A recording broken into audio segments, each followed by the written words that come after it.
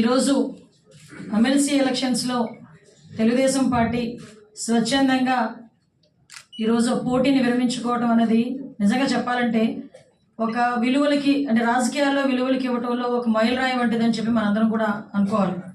దీనికి ప్రత్యేకంగా ఇప్పుడే మన రాష్ట్ర అధ్యక్షులు పల్లా శ్రీని గారు కూడా చాలా క్లియర్గా చెప్పారు. ఏ ఉద్దేశంలో మేమందరం కూడా ఈరోజు ఈ కార్యక్రమాన్ని అంటే ఈ పోటీలోని మేము పోటీ చేయకూడదని నిర్ణయించుకున్నాము అన్న విషయాన్ని కూడా క్లియర్గా చెప్పారు. అయితే లాస్ట్ ఇక్కడ ఈ సందర్భంలోని కొన్ని విషయాలు కూడా మీ అందరికీ కూడా గుర్తు చేయాలి. ఇదే ఎంపీటీసీ ఎలక్షన్స్ అప్పుడు నోటిఫికేషన్ వచ్చిన తర్వాత వాళ్ళు అధికారంలో ఉండి మేము ప్రతిపక్షంలో ఉండేటప్పుడు ఎంపీటీసీ ఎలక్షన్స్కి నామినేషన్ వేయటానికి కూడా మమ్మల్ని చాలా ఇబ్బంది పెట్టిన సందర్భాలు కూడా ఉన్నాయి. నామినేషన్ పత్రాలని సంచుల్లో దాచుకొని చాలా భద్రంగా ఎవరు చూడకుండా ఎవరైనా చూస్తే మమ్మల్ని కొడతారేమో, ఎవరైనా చూస్తే మా నామినేషన్ పేపర్లు చించేస్తారేమో భయంతో ఆ రోజుల్లోని కూడా చావుకి ఎదురెళ్ళి చాలా మంది కార్యకర్తలు ఎంపీటీసీల కింద జడ్పీటీసీల కింద నామినేషన్లు వేశారు. ఆ రోజు అక్కడ ఇక్కడ లేదు, ప్రతి చోట కూడా దాడులు నిర్వహించారు. కనీసం నామినేషన్ వేయడానికి కూడా మా కార్యకర్తల్ని ముందుకు రానివ్వకుండా భయభ్రాంతులకు గురి చేసిన సందర్భాన్ని కూడా ఈ రోజు గుర్తు చేసుకోవాలి. ఆ సందర్భంలో గౌరవ చంద్రబాబు నాయుడు, ఇప్పుడు సీఎం చంద్రబాబు నాయుడు గారు ఆ రోజు నిర్ణయం తీసుకొని ఎంపీటీసీ ఎలక్షన్స్ని మేము బాయ్కాట్ చేసాం. ఆ రోజు లోకల్ ఎలక్షన్స్ మేము బాయ్కాట్ చేసాం.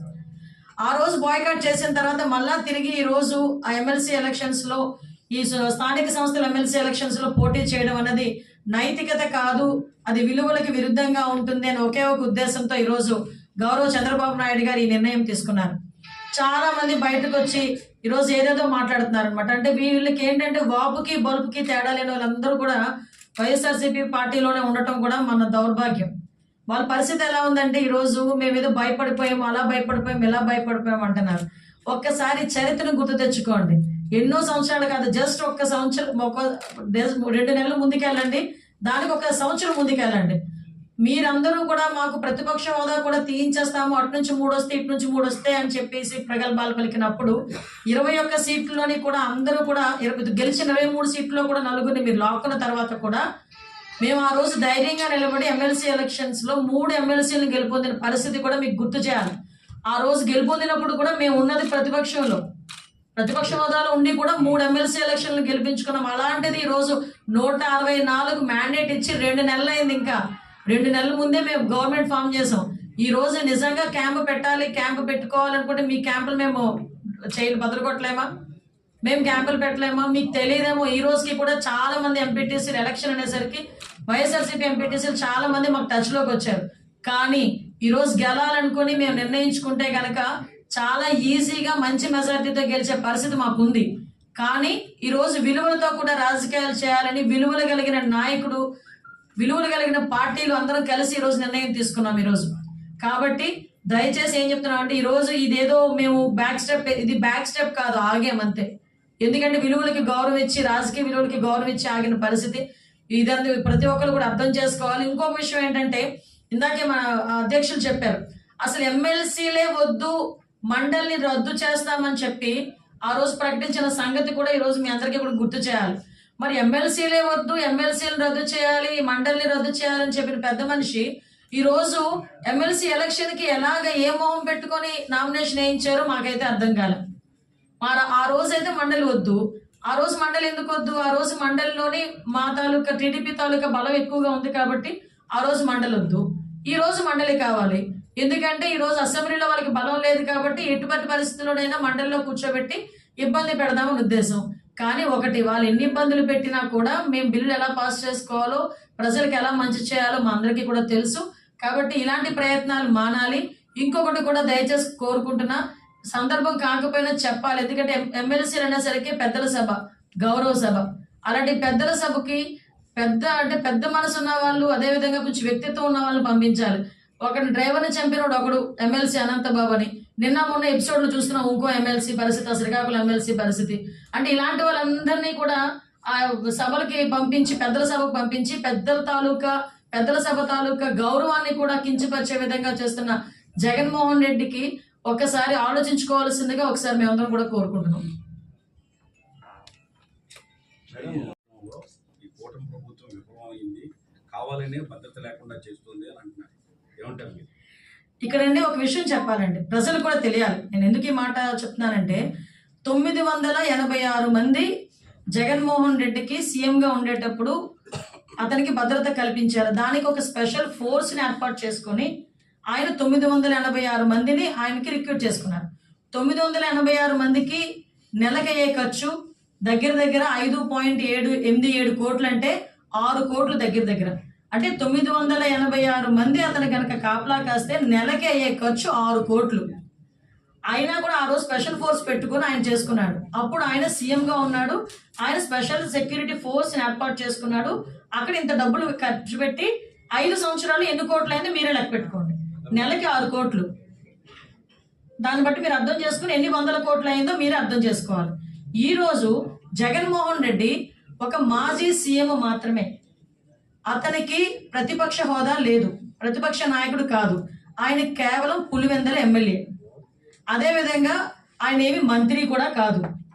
ఓకే, ఈరోజు హోమ్ మినిస్టర్గా ఉన్న నాకు Y+ ఇస్తారు. ఆయన కేవలం పులివెందుల ఎమ్మెల్యేగా ఉన్న ఆయనకి కేవలం ఎక్స్ సీఎం అని ఒకే ఒక కారణంతో Z+ ఇచ్చారు. ఈ రోజు ఒకసారి ఆలోచన చేసుకుంటే జగన్మోహన్ రెడ్డి కూడా ఒక ఎమ్మెల్యేనే. ఆయనకి ఇవ్వాలనుకుంటే 1+1 ఇవ్వాలి. కానీ ఎక్స్ సీఎం హోదాలో ఉన్నారు కాబట్టి ఈరోజు 58 మంది పనిచేస్తున్నారు. ఆ 58 మందికి నెలకి 30 లక్షల రూపాయలు ఖర్చు అవుతుంది గవర్నమెంట్కి. ఈరోజు Z+ సెక్యూరిటీ మేము ఇస్తున్నాము, అందులో ఎక్కడా కూడా ఎటువంటి సందేహం లేదు. At the same time Ambati Rambabu మొన్న బయటకు వచ్చి దేవాంశకి 3+3 న్యూస్ వచ్చాడు. దేవాంశకి ఇచ్చారో లేదు. మీకు విషయం చెప్పనా, ఈ రోజుకి కూడా కూటమి ప్రభుత్వం విలువలకి గౌరవం ఇచ్చి భారతీరెడ్డికి 2+2 సెక్యూరిటీ, విజయమ్మ గారికి 2019లో ఆయన సీఎంగా ఉండేటప్పుడే 1+1 సెక్యూరిటీ ఇచ్చారు. కానీ ఈ రోజు కూటమి ప్రభుత్వం విజయమ్మ గారికి కూడా 2+2 సెక్యూరిటీ. ఇంకొక విషయం, ఇవన్నీ కూడా కూటమి ప్రభుత్వం ఇచ్చినవి. ఒకసారి సెక్యూరిటీ విషయంలో కూటమి ప్రభుత్వం ఏ రకంగా చేస్తుంది, ప్రతిపక్షాల వాళ్ళకి ఎలా గౌరవిస్తుంది అన్నది మీరు ఇక్కడ గుర్తుపెట్టుకోవాలి. ఈ రోజుకి కూడా మీరు 2019లో బ్రాహ్మణి గారికి, అదేవిధంగా దేవాంశ్ బాబుకి, భువనేశ్వరి గారికి ఇమ్మీడియట్ గా డ్రాప్ చేశారు భద్రతని. 2019 వాళ్ళు గవర్నమెంట్ వచ్చిన వెంటనే మళ్ళా తిరిగి ఈ రోజు మాట్లాడుతున్నారు. ఈ రోజు వరకు మీకు నమ్ముతారా, కూటమి ప్రభుత్వం వచ్చిన తర్వాత ఒక మంత్రి భార్యగా వాడికి కానీ, కొడుకుగా అతనికి బాబుకి కానీ, బోనమ్మకి కూడా ఈ రోజు వరకు సెక్యూరిటీ తీసుకోలేదు. వాళ్ళు ఈ రోజు వరకు సెక్యూరిటీ ప్రొవైడ్ చేయలే. అంటే ఒకసారి ఆలోచన చేసుకోండి, ఈరోజు గవర్నమెంట్ ఏ రకంగా పనిచేస్తుంది అన్నది కూడా అర్థమవుతుంది. దీనికి 986 మందికి కోర్టుకు వెళ్ళి కూర్చున్నారు. As per norms, as per instructions మేమందరం కూడా గవర్నమెంట్ ఏ రకంగా చేయాలో ఆ రకంగా మేము చేస్తాం. కాబట్టి ఇందులో ఆయన రాజకీయ లబ్ధి గురించి మాట్లాడేదే తప్పించి అంతకు మించి వేరేదేమీ కాదు.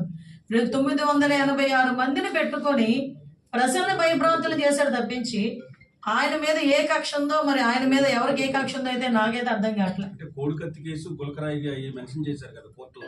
కోడికత్తి కేసు ఆయన చేయించుకున్నదన్న సంగతి ప్రపంచానికి అందరికీ తెలుసు. ఆ కోడికత్తి కేసులో నిజంగా ఆయన గనక లేకపోతే ఏ కోడికత్తి కేసులో 5 సంవత్సరాలు ఎందుకు ఒక్కరోజు కూడా కోర్టుకు వెళ్ళిన పరిస్థితి రాలేదు? నిజంగా అధికార సీఎం స్థాయిలో వచ్చిన తర్వాత కోడికత్తి ఎవడైనా హత్యాప్రయత్నం చేస్తే అని ఊరుకుంటామా? సాధారణంగా ఒక వార్డు మెంబర్ నెగ్గితేనే, ఎవడైనా కొట్టాడో ఎవడైనా మోసం చేశాడంటే వార్డు మెంబర్ గెలిస్తేనే ఆ తాట తీయాలని, ఆడికి ఏదో శిక్ష పడాలని, ఆడికి జైలుకి వెళ్ళాలని ఏదో రకంగా ఆలోచిస్తాం. అటువంటిది సీఎం స్థాయిలో కూర్చున్నాడు, ఆయన మీద హత్యా ప్రయత్నం జరిగిందని ఆ రోజు ప్రచారం చేసుకున్న తర్వాత ఆ కోడికత్తి సీలింగ్ విషయంలో, కోడికత్తి కేసు విషయంలో ఎందుకు పురోగతి సాధించలే? 5 సంవత్సరాలు ఎందుకు కోర్టుకు వెళ్ళలేకపోయాడు? ఒకసారి ఆలోచన చేయండి. గులకరాయి ఏం జరిగిందో మనందరికీ తెలుసు. అప్పటికప్పుడు ప్లాస్టర్ ఎలా వచ్చిందో, ప్లాస్టర్ కింద ఏ దెబ్బ ఉందో, ఎన్ని కుట్లు పడినాయో అందరికీ తెలిసిందే. సో నేనేమంటానంటే గవర్నమెంట్ని ఏదో రకంగా ఇరకాటంలో పెట్టాలి, గవర్నమెంట్ని ఏదో రకంగా ఇబ్బంది పెట్టాలి అన్న ఒకే ఒక ఉద్దేశం తప్పించి ఇందులో వాస్తవాలు అయితే ఏమీ లేవు. ఇది క్లియర్ కట్గా జనాలకి తెలియాలి కాబట్టి చెప్తాను, అతనికి సమాధానం చెప్పడానికి కాదు. ఎందుకంటే ఏదో ఒక సందర్భంలో ప్రజలకు తెలియాలి. ఒక ఎమ్మెల్యేకి ఇవ్వాల్సిన 1+1 సెక్యూరిటీ కాకుండా ఎక్స్ సీఎం గా ఆయనకి ఇవ్వాల్సిన సెక్యూరిటీ 58 మందితో ఇస్తున్నాం ఈరోజు. అది పరిస్థితి. ఒకసారి మీరే ఆలోచన చేసుకోవాలి, కూడా ప్రజలు కూడా ఆలోచన చేసుకోవాలి.